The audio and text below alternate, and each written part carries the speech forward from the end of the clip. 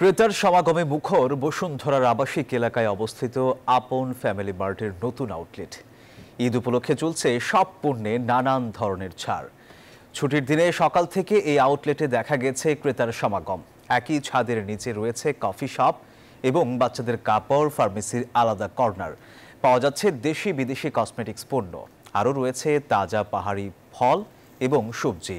চাল, ডাল, মাছ, মাংসের পাশাপাশি ঈদ উপলক্ষে মশলা, চা পাতা, গুঁড়া দুধ, আচার সহ অনেক পণ্যে রয়েছে বিশেষ ছাড়, যা চলবে শনিবারও।